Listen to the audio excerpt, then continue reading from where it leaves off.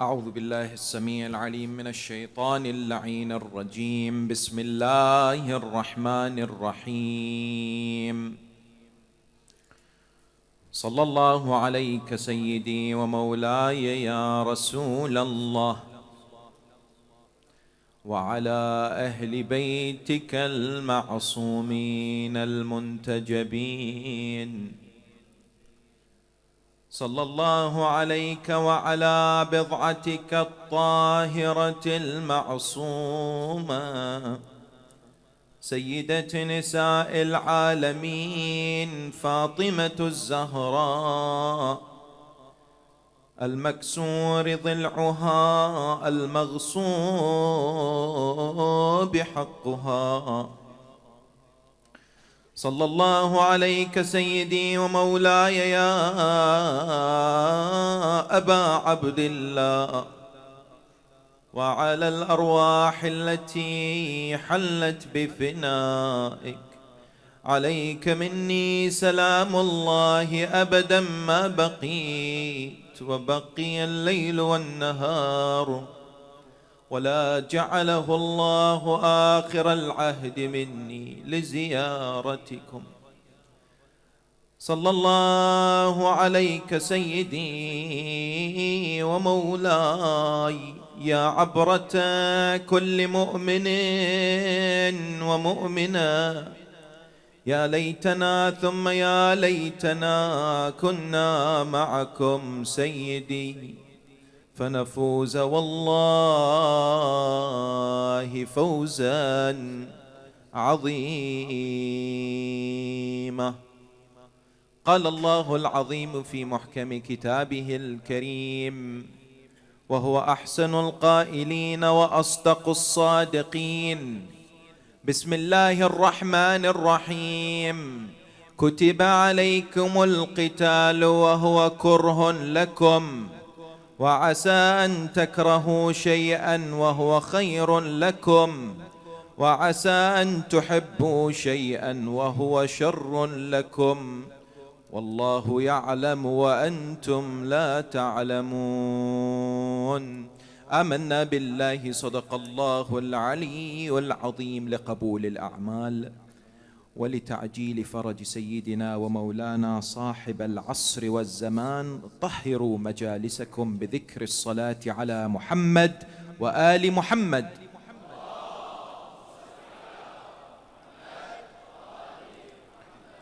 It is something that affects the life of every human being throughout history. It has puzzled the minds of philosophers and thinkers.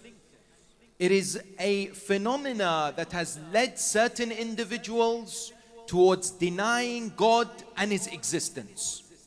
Why do bad things happen to good people? The question of the existence of evil is something that affects the lives of each and every one of us today. It's affected our forefathers and people before us. It's a question that poses a challenge, especially to children. It poses a question, yes, because children come forward and ask, why is this evil happening around the world? They look towards the news and they see bloodshed, they see destruction. Sometimes the questions of the children in itself is interesting, because they say that one time a child attended for the first time in their lives a wedding. When they entered the wedding, they asked their mother, why is the bride wearing white? She said, white is a color of happiness. He then looked at the groom and said, why is the groom then wearing black? Sometimes the children ask fascinating questions. It is not a question that affects only children. It affects you and I. How many times you've had people come to you and ask the question, why is there so much trouble around the world today? I tell you, I get that question on Sunday mornings. You know, when they knock on the door, these Jehovah's Witnesses, the first thing they ask you is, why is there so much evil around the world today? It is not something that only affects you and I. Don't worry, it has affected each and every human being throughout history, especially in 2017. They say in 2017, there were 91 earthquakes, which measured more than 6 in the Richter scale, including one that affected, of course, Iraq and Iran, over 500 of our brothers and sisters lost their lives. Some of us who were in ziyarah after Arba'een felt the impact of the earthquake. Some of us in Karbala for the first time felt an earthquake. Yes? In the United States in 2017, there were so many natural disasters, such as, for example, Hurricane Harvey. It cost the United States government $306 billion. This was how damaging it was, yes? Similarly, we find that in Mexico, over 300 people died in the natural disaster. You find in South Asia, in countries like India and Bangladesh, over 40 million people were affected by this particular phenomenon. When you and I examine diseases out there in the world today, diseases such as Ebola, such as AIDS, people ask the question, why is this happening? Why is there so much trouble around the world? You look at Yemen, you look at Syria, you look at these countries, people are being killed. I tell you, in history, you and I may be able to narrate a story about an individual who has experienced so much hardship in their lives. I remember reading Allama Hilli, alallahu ta'ala maqamah, had a son, yes, he is known as Fakhrul Muhaqqiqeen. This son of Allama Hilli, after his father passed away, was a prodigy. He was a great scholar by his own merit. He received ijtihad from a young age. But people began to spread rumors about him. People started to say all kinds of things about the son of the Allama, to the extent that he was grieved, he was saddened. One day he saw his father in his dream. He said to him, "Father, I don't wish to live anymore. This life is full of difficulties and hardship." He says to him, "Why?" He said, "People have spread rumors." Yes, that time there was no Facebook and Twitter, but where people were still able to destroy the reputation of anyone. Today it's become easier, no doubt. But when you look at this man, what did he say? He said, "You know, I'm sick of this world." His father said to him, "Be patient, don't worry." Narrations tell us that he was so tired of these particular accusations, he left the city. He went to live by himself in the desert. You know, he had a small hut or a tent. He lived there. What happened to him? Sadly, he was eaten by wild animals. Great scholar, yes, the son of Allama Hilli, no grave for him today.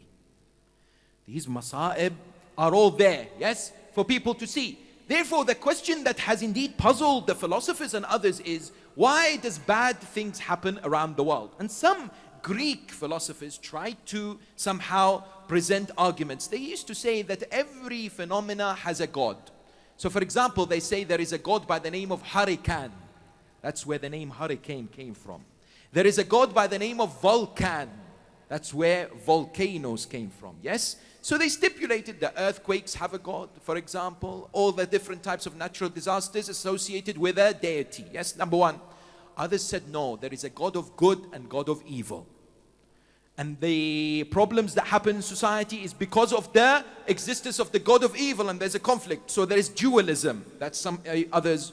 A third group of people who are the Christians said no, it's because of the original sin. It is because of the original sin that we have problems today, isn't it? So what has this created today? It has given rise to people who question the existence of God. Yes, people like Richard Dawkins. He has used the existence of evil and earthquakes and natural disasters to say, look, God doesn't exist, by the way. You know, if he did exist, where is he? Why is he not stopping all this from happening? Where is he from all the problems that we see around the world today? Yes? Incidentally, remember this. Richard Dawkins in 2012, yes, there was an interview on BBC Radio 4. When he was being interviewed by a reverend, the reverend asked him, he said to him, Mr. Dawkins, what is the name of Charles Darwin's, full name of Charles Darwin's book, The Origins of Species? You know, Charles Darwin has a book by the name of Origin of Species. So the reverend asked whom? Asked Richard Dawkins, one of the biggest agnostics or atheists in the world today. He asked him, what is the full name? Do you know what happened? It's there, you can Google it. You know what Richard Dawkins did? He said, not sure. Oh God, I think I remember it. And do you know what happened? He referred back to the being that he is what? Trying to disprove, seeking his help in order to disprove him. Yes? The reality today is, such is the feeble nature of these individuals, isn't it? That they prey on the minds of people who are weak as far as their belief in the existence of the Almighty subhanahu wa ta'ala is concerned. But I tell you, people like me receive on a daily basis emails and messages from people around the world. What does it say? It says, why doesn't God love me anymore? Why is God testing me in this way? Why is Allah subhanahu wa ta'ala no longer a being that cares after me? I'm beginning to question God. I'm beginning to wonder if God really exists because of all that I am actually going through. Yes. You ask yourselves and your family members and those with you as friends, and they will tell you maybe they've come a point in their lives where they question God. Why is God doing this? Yes, I remember sitting with a lady from the Shia community. She was crying in front of me, an elderly lady. I said to her, what's wrong? She said, my son has rejected God. He doesn't believe in Allah anymore. Then she said to me, I don't understand why God makes me go through this. Why is Allah making me go through this? I can't take it. I can't bear the pain and the suffering. And I tell you, this is an important question that we have to answer. Yes. This is a challenge for the youth that is facing them at universities, colleges, and other places. Atheism is on the rise as far as people trying to manipulate and brainwash the hearts and the minds of certain of our youngsters. They are being challenged at the campuses. They are being challenged online. It is our responsibility to rise to the challenge. I ask you, when it was the last time that you and I read a book to strengthen our understanding of Tawheed? When was the last time that we referred to investigations or analysis regarding the proving of the existence of Allah and answering the misconceptions that exist in our mind? When was the last time? I tell you, we don't read enough because we have these gadgets that continuously distract us, don't we? Yes? Once a father asked me a question. He said, why do we see this trend amongst our youth? Why is it that they're facing these accusations or misconceptions and objections and not able to respond to them? I said, Rasulullah predicted it 1400 years ago, didn't it? When he famously came forward and said, Inni tarikum fikum ma in tamassaktum bihima lan tadillu ba'di abada. Kitab Allah wa itrati ahla bayti. Rasulullah said, hold on to these two weighty things and you'll never go astray, isn't it? I asked him, have we held on to the Quran the way we have held on to the Ahl al-Bayt? And you ask the other Muslims, have you considered the greatness of the Ahl al-Bayt like you seem to claim to be following the Quran? Because we and I know they both are our path to Jannah. No. They are not our path to Jannah. They are Jannah themselves. Imam al-Sadiq salawatullahi wa salamu alayhi was asked by an individual. A man came to him and said, Yabna Rasulillah, id'u Allah likay akuna ma'akum fil Jannah. Yabna Rasulillah, ask Allah so that I am with you in paradise. Imam al-Sadiq said, As'alullah an la yukhrijuka min al-Jannah. The man said, how? I ask Allah. Imam says that you do not leave paradise. Imam al-Sadiq answers him by saying, Wilayatuna hiya al-Jannah.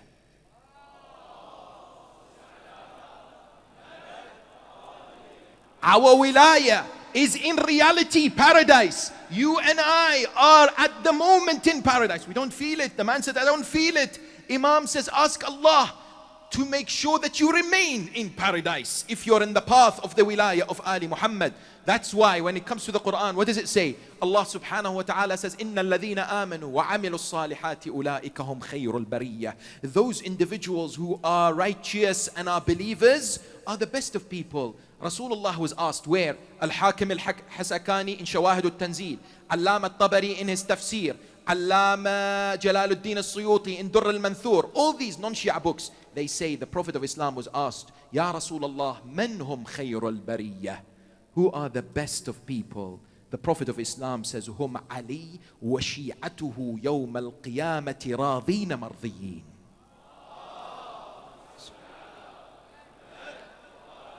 Rasulullah gives you and I glad tidings. He says the best of people Ali and his Shia, they are pleased with Allah and Allah is pleased with them, isn't it?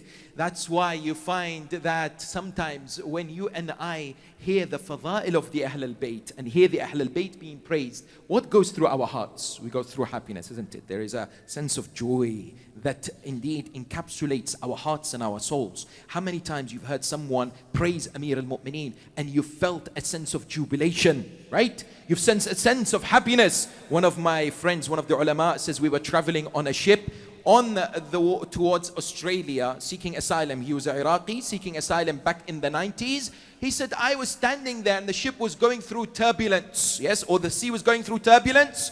I was standing at the edge of the ship and I was calling the name of Amir al-Mu'mineen. I was seeking tawassul using the name of Ali ibn Abi Talib. He says, there was a man who was from the other school of thought standing next to me. He said to me, oh man, what are you doing? I said, what do you mean? He said, you should not be calling the name of Ali. He said, why? He said, at least call the names of the other Sahaba that came before him. He said, I looked at him and I said, Lakum deenukum waliya deen.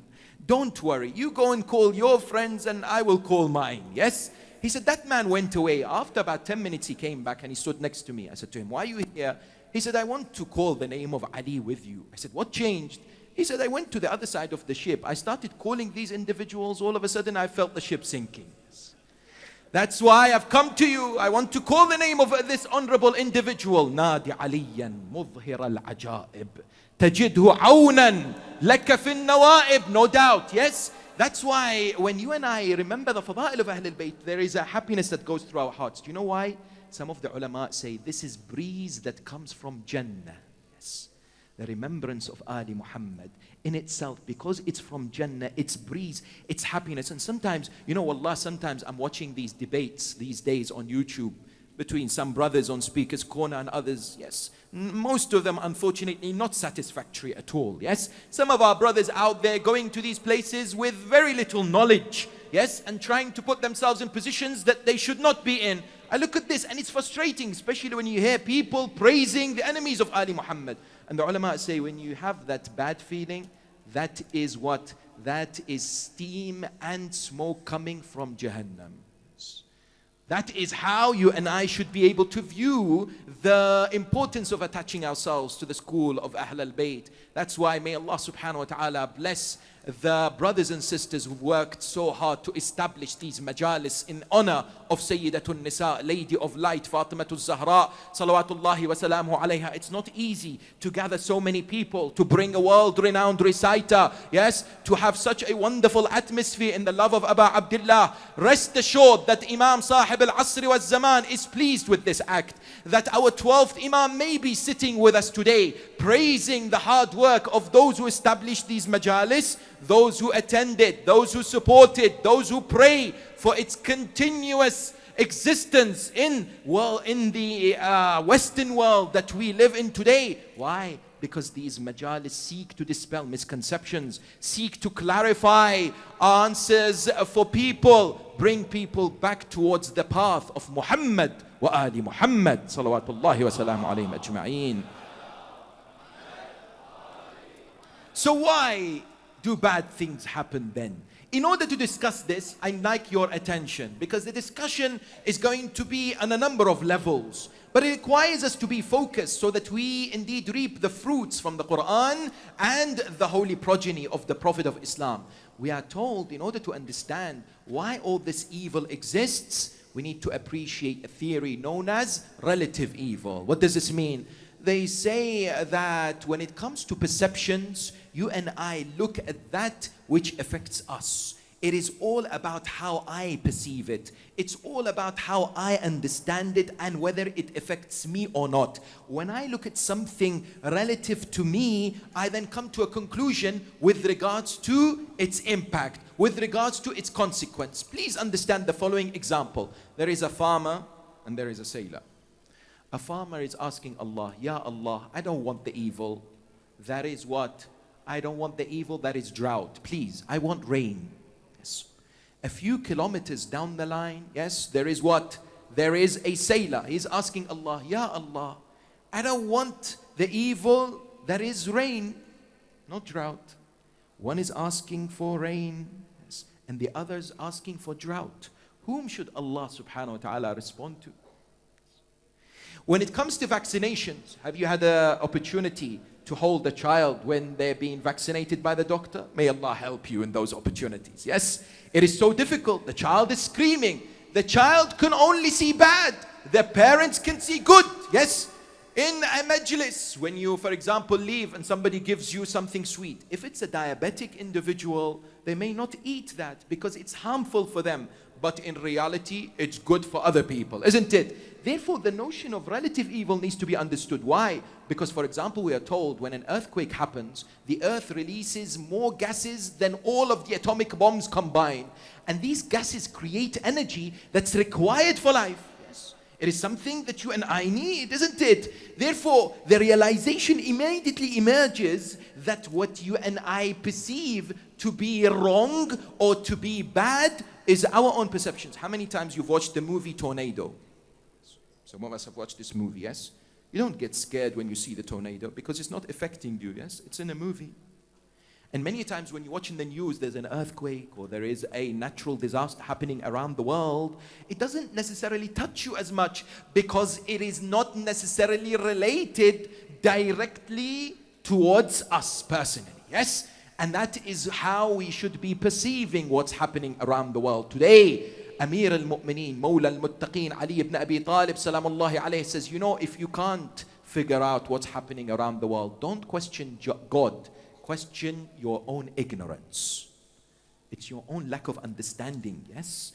Allah subhanahu wa ta'ala, my dear brothers and sisters, has created us in an existence with full of limitations. Allah tabaraka wa ta'ala has perfected this creation, yes?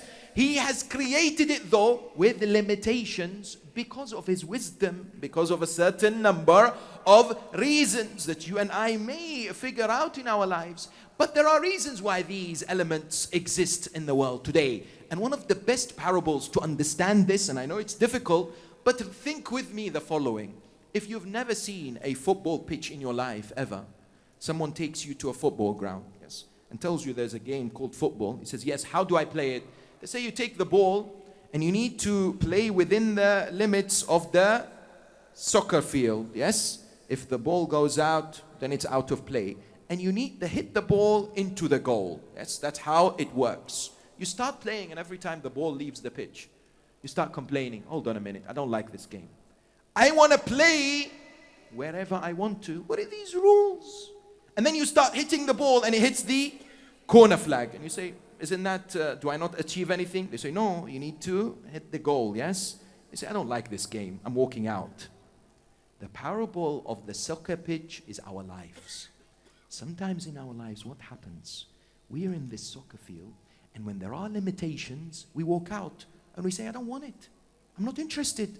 Allah subhanahu wa ta'ala has placed us within this particular limited existence, yes?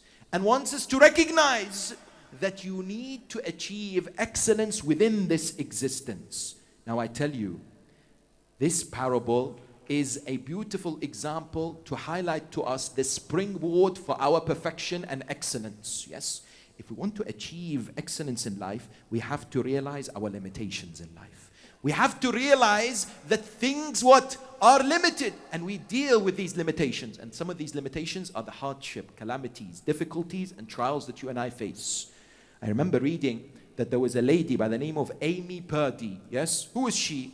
She was an individual who was diagnosed with meningitis, bacterial meningitis and sepsis when she was 19 years of age. When she was diagnosed, she was taken to hospital. She had only 24 hours to live. Why? She lost both of her kidneys. She lost her spleen. The doctor says she has 24 hours to live only.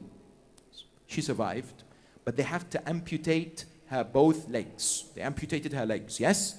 When they amputated her legs, she was in intensive care for a month. She says, when I left, I was perfectly normal. I was a healthy teenager. When I left, what happens? I saw that I had no legs anymore. I had no kidneys. Her father had to donate the kidney. Yes, one kidney to save her life. I was in a miserable situation. I looked at myself and said, how am I supposed to live my life anymore? Yes. She was a keen snowboarding person. She loved snowboarding, yes. What did she do? She took prosthetic legs, yes. She started after a few months to go back, and she started snowboarding, yes? She was given this snowboarding trainers or shoes. She didn't like it. She went and made one for herself. After several years of training, in 2014, she attained and received a bronze medal in the Paralympics. Incredible what you can do when you realize that your limitations are a springboard for your excellence. Yes. You and I, Allah subhanahu wa ta'ala has given us this and said, you know what? In this existence, take this and indeed make it to your advantage. Yes. That is one way in which we can describe and explain the phenomena that is what? That is evil that's happening around us. Some others have said, look, that's very well, but let's look at it another way, yes? How do we look at it? The other way that we can look at it is this. Imagine if today, if a robber comes what? And stabs you with a knife, the knife turns into paper. You don't feel any pain. That's number one. Number two, imagine when somebody goes and steals from the bank, the money returns back immediately, yes? Imagine there is no disease, there is no famine, there's no natural disasters, yes? Everybody is kind to each other. What would happen? The result is no progression of human beings. The result is no development of human beings. These obstacles, these challenges, these so-called bala will provide us with the opportunities to excel and develop and progress and not stagnate. They are wonderful. Allah subhanahu wa ta'ala has presented us with this so that we can develop new ways in our lives and excel in all the different kinds and shapes and forms. That's why when you look at the religion of Islam and its description of this whole phenomena that's evil, Allah subhanahu wa ta'ala in the Quran in 30 occasions has referred to it. وَلَنَبْلُوَنَّكُمْ بِالشَّرِّ وَالْخَيْرِ فِتْنَةً. Allah tabaraka wa ta'ala says, it's an examination for you, yes? It's a test for you, yes? It is an examination that each and every one of us will have to go through. It's a universal law that applies to every individual. Allah tabaraka wa ta'ala says, it is fitna. What is fitna? Fitna is tribulation. And one of the best ways to understand the Quranic projection of this is to examine the story of Prophet Musa ala nabiyyina wa ala alihi wa alayhi afdal salatu wassalam and Khidr, yes, in the Quran. Why? Because some people have questioned it. I tell you, if the story was not in the Quran, some people would have objected and said, you know what, I'm not interested in this story because it's fabricated. Why? Musa alayhi salam is traveling with Khidr. Khidr is teaching Musa.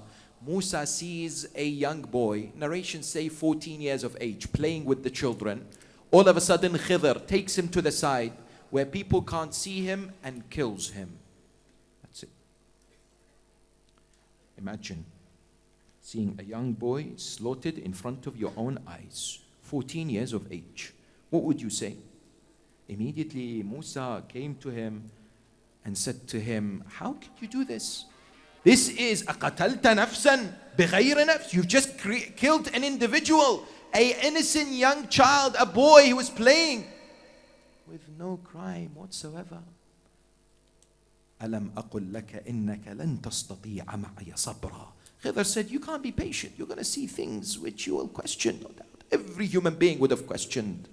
You know, Musa would say to him, chillax, don't worry, this is the final time. I will not ask you anymore. I will not question your actions anymore. But why did Khidr alayhi salam slaughter that young boy? Later he informs Musa. He says later this young boy would grow into a man that would become a disbeliever and would be the subject of much torment and hardship for his parents. Allah loved his parents and wanted to express his mercy upon his parents. That's why he took the life of this young boy. Taking the life of this young boy was an act of mercy of God, not a punishment. Why? Because I ask you, if he was given a choice between living all his life and being an individual who disobeys God and eventually enters Jahannam, and between dying at the age of 14 and perhaps going to paradise, he would have chosen the latter, no doubt, yes? Musa alayhi salam learned, and it's a lesson for you and I, yes? It's a lesson for you and I. It's been requested that we ask the mu'mineen, our brothers, to come forward. please come forward, as well as the sisters. رحم الله من ذكر القائم من آل محمد. تفضلوا إخواني, please come forward.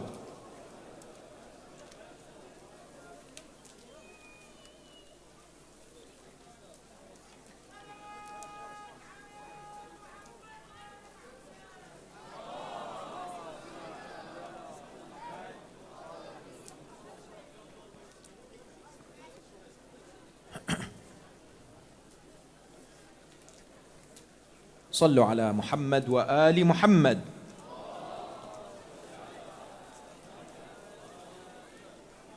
قال النبي الأعظم والرسول الأكرم: من صلى علي صلاة واحدة صلى الله عليه 1000 صلاة في 1000 صف من الملائكة.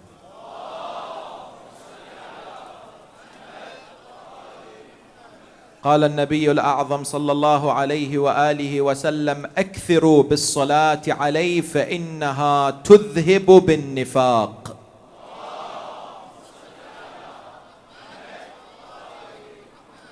Therefore, the realization in the Holy Quran is what? Is that this is an examination that Allah subhanahu wa ta'ala puts you through. But Allah wants the best for you and I, isn't it? That's why, have you ever been in a position where you're presented with some tea? In which way? Somebody comes to you and says, what kind of tea would you drink? Iranian tea, Iraqi tea, Pakistani tea, Khoja tea, Somalian tea. Well, I don't know how that tastes like. Which tea would you like? You say, I don't know. They would present you with a tea bag. They say to you, choose. You say, I'm not sure. If there's no label on it, I'm not sure which type of tea does it produce. You say to them, the only way for me to figure out is if I place this tea inside hot water. Yes. Then I'll be able to realize what type of tea it is.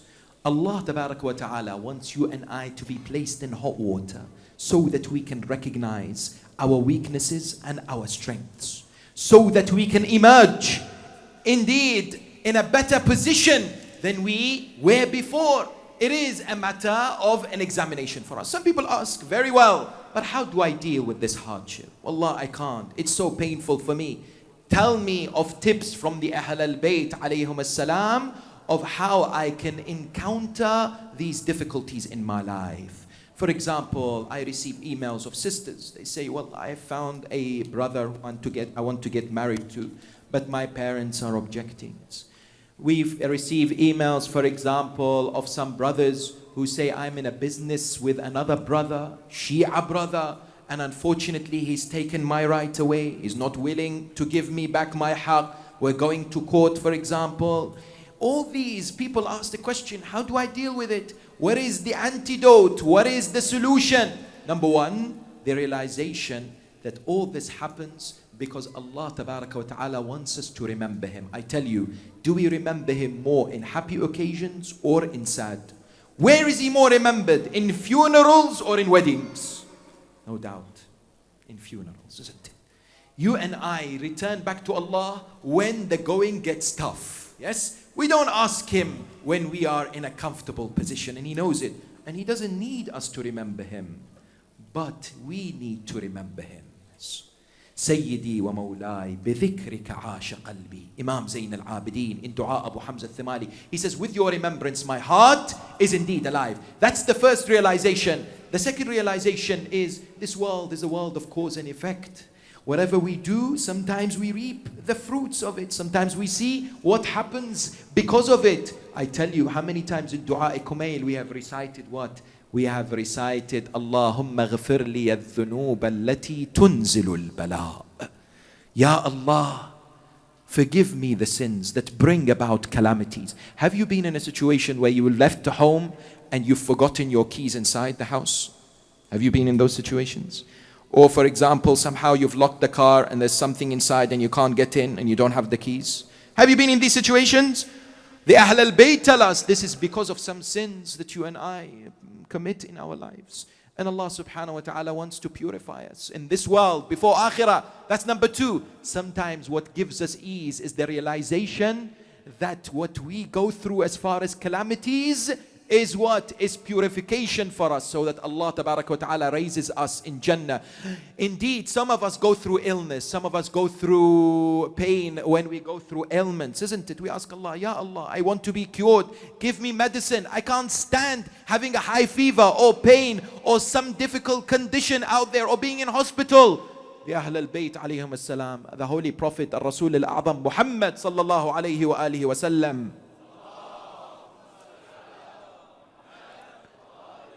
In a famous narration says, if only a believer knew the extent of Allah's mercy upon them when they're ill, they would ask Allah to remain in the state of illness until the day of judgment, until they die. Because Allah Tabaraka wa Ta'ala raises you and I status in paradise as far as illness is concerned. Yes, that's another reason why you and I need to encounter hardship and difficulties with a different perspective, with a positive outlook. Similarly, how many times we've come through narrations that Allah subhanahu wa ta'ala reminds us through the words of the Holy Prophet, إِذَا أَحَبَّ اللَّهُ عَبْدًا ابْتَلَاهُ. It's the cause of divine love, isn't it? That when you look at some individuals in history, they question God's judgment, but Allah loves them. Allah wants to reward them. There was a man at the time of the Holy Prophet. He had a son. The son died. Yes? When he died, he stopped coming to the mosque, him and his wife. The Holy Prophet asked, why have you stopped coming to the mosque? He said, I'm not bothered anymore. I don't want to come to the mosque anymore. The response was, Rasulullah said to him, shall I tell you where your son is? Your son is waiting on the day of judgment for you next to the gates of Jannah, and will say to Allah, Ya Allah, I will not enter until my parents enter with me. Are you not happy about this? The Prophet of Islam puts him at ease. Prophet Ibrahim ala nabiyyina wa ala alihi wa alayhi afdal salatu wassalam, one day sees a man very upset, very sad. He says to him, Ma yuhzinuk, what's wrong with you? Why are you so sad? He said, this world and all that's happening out there. Yes. Ibrahim alayhi salam said to him, let me ask you 3 questions. The first is this. Is there a situation which Allah does not know about? He said, no, Allah knows about everything. He said, is there a situation where Allah is going to reduce your rizq from that which is said? He said, no, Allah is not going to keep my rizq. He said, is there a situation where Allah is going to change your lifespan? He said, no, my lifespan is what Allah subhanahu wa ta'ala has set it. He said, لذلك لا تحزن, don't worry. Yes. In that particular way, the Prophet would calm that individual. That's why when it comes to Bala and the Ahl al-Bayt, you see there is an association, isn't it? When you examine, for example, the Holy Prophet of Islam, yes. When you look at his life, when you see how much trials and difficulties he encountered, yes. When you realize that the Prophet of Islam was the man who is the greatest prophet as far as hardship is concerned, yes. He would say there is no one of the prophets who went through as hardship as much as I did, yes. Why you see that Allah subhanahu wa ta'ala refers to him as Habibullah. You look at Amir al-Mu'mineen, you look at Aba Abdullah al-Husayn. Yes. رضا الله رضانا أهل البيت نصبر على قضائه ويوفينا أجور الصابرين. Aba Abdullah, yes, encountered so many hardships and difficulties. I tell you, if you and I aren't able to withstand all that the Almighty makes us go through in order to excel in life, yes, in order to achieve our potential, in order to progress, you look at individuals like Hussein ibn Ali and you wonder, Allah Tabaraka wa Ta'ala made him go through the severest of calamities and difficulties. What he saw, indeed, no one of us would be able to withstand. Yes. That's why we are told that when Sayyida Zainab was asked by the La'een, what would she ask? كَيْفَ رَأَيْتِ صُنْعَ اللَّهِ بِأَخِيكَ? Because that individual had the worldview of some of us. He thought that what happened on the 10th of Muharram is a calamity which is all negative. He said to him, look at what God did to your brother. Look at the response of the daughter of Ali. Yes, them women who had comprehension and knowledge. عالمة غير معلمة. Do you know what she says? You all have memorized it. ما رأيت إلا جميلة. I have not seen except beauty. Why did Zainab say beauty? Yes, because she could see what happened in 2017, what will happen until the day of judgment.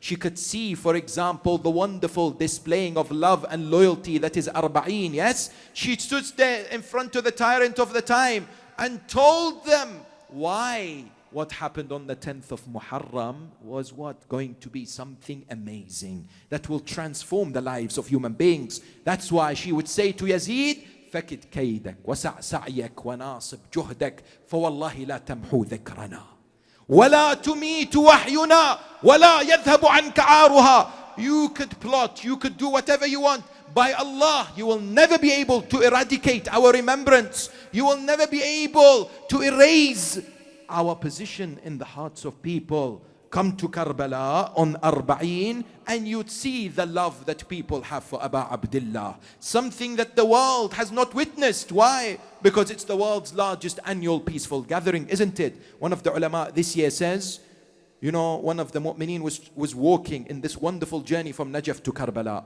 When he was walking, he stopped in one of the mawakib to have some food. He said, when I stopped, I saw a young man. He stood right next to me. He was not doing anything. He just stood there. So I felt a bit, uneasy. Why is this young boy standing in front of me? So I moved somewhere else. I saw him follow me and stand next to me as well. I looked at him and said, oh boy, young boy, why are you following me? Yes, I'm a Zair of Hussein. I'm not comfortable.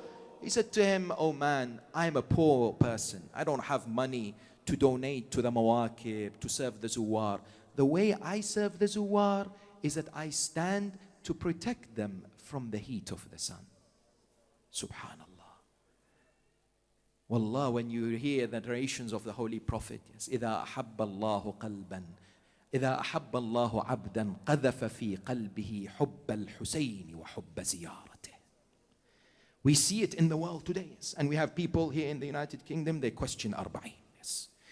Today, what do we find? We find that Arba'een has become a powerful expression and displaying of love and loyalty towards the Ahl al-Bayt. You look at the 10th of Muharram 61 AH, an individual with the world view that Bala is bad, Bala is terrible, I can't deal with it, is not able to see and have that vision that the Ahl al-Bayt alayhum as-salam had. And that's why when you come to Masa'ib al-Zahra, Masa'ib Fatima, what do you realize? Yes, that the Masa'ib are painful. They break our hearts, no doubt, yes.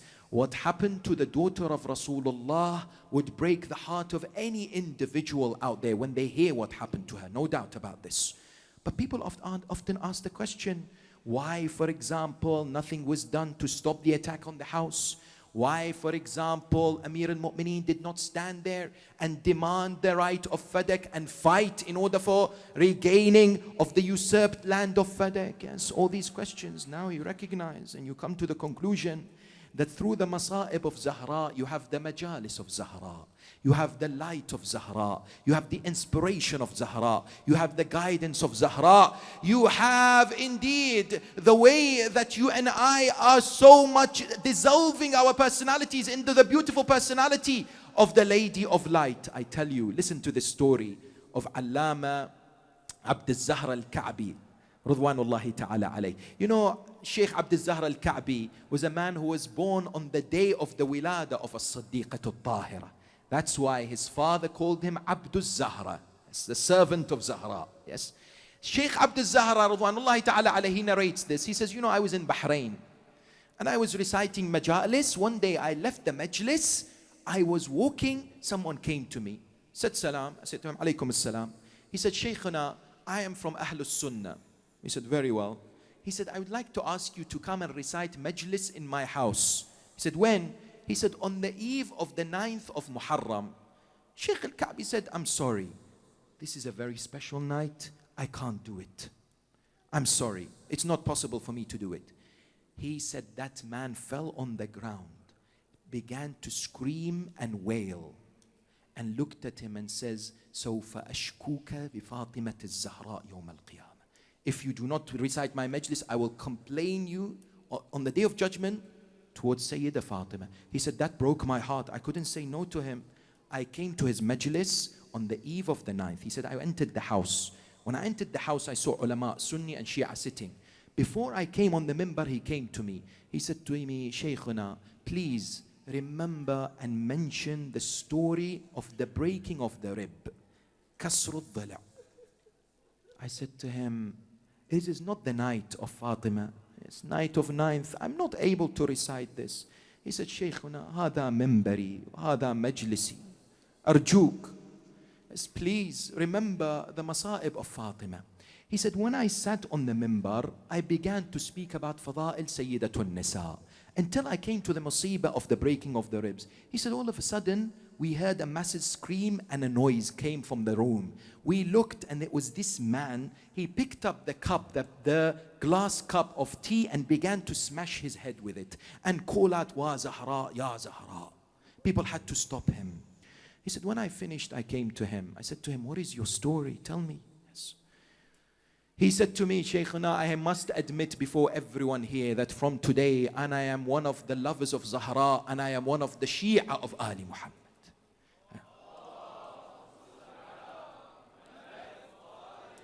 I said to him, why? He said, it is because of what happened to me in my life. He said, what happened to you? He said, I used to live in London here. Yes? And one day my wife told me that my young boy has swallowed a large coin. I took him to hospital. The doctors were frantically trying to save his life. He said, I had a friend who is a Shi'i. My friend told me, if you're in a difficult position, seek tawassul of Fatima to Zahra. He said, I looked towards Medina. Yes. I said, oh Zahra, I don't know who you are, but I beg you, help me. Yes. I beg you, come to the aid of my son. He said, after a few minutes, the doctors came out. Christian doctors. He said, there was commotion in the room. I said, what's happened? He said, we came. We tried to examine. We found nothing. Your son is cured. Yes. There is no problem with your son. Who did you refer to? Who did you call? Was it Mary, the mother of Jesus? I said to them, no, it was Fatima, the daughter of Muhammad sallallahu alayhi wa alayhi. He said, Shaykhuna, when I was beseeching Fatima, I said, Ya Fatima, if you help me, I will hold majalis in your remembrance. And I will recall your musibah of the breaking of the ribs. Such indeed is the inspiration of Sayyidatun Nisa. Yes. That's why when it comes to the Ahl al-Bayt, each and every member of the Ahl al-Bayt would break down when it comes to the masa'ib of Sayyidatun Nisa. Yes. It was something special for their hearts. When somebody comes and recites what happened on that day, what happened to their grandmother Fatima, they begin to weep. Some of them would fall unconscious. It is not easy for Imam Sahib al-Asri wa Zaman to hear these masa'ib, and what kind of masa'ib they are of this honorable lady. Imam al-Sadiq one day heard there was a lady who was in prison. He inquired, why is she in prison? They said, Mansur's army has taken her. When he frees her, she asks her, why did you end up in prison? She says, Yabna Rasulillah, I was walking and I fell. When I fell, I felt my ribs. Yes, I felt my ribs as if their ribs were bruised, and I remembered the ribs of Fatima to Zahra. Then I called out and I sent the la'na of Allah on the killers of Fatima. That's why they took me and they imprisoned me. I say, what kind of calamities befell upon Fatima? Yes, not only did she witness that her father left this world, that she would sit next to his grave and place the soil on her eyes. صبت علي مصائب لو أنها صبت على الأيام صرنا لياليا. She would say, the masa'ib upon me are so much that if they would indeed come upon the day, they would turn into darkness. They would turn it into night. She was not allowed to weep. She was not given her land of Fadak. The right of her husband Amir al-Mu'mineen was taken away from her. All this, but she stood behind the door telling them, how dare you? They surrounded the house. they came and placed fire next to the door. He was told, Inna fiha Fatima. He replies, Wa'in. She stands behind the door and says to them, how dare you come to my house?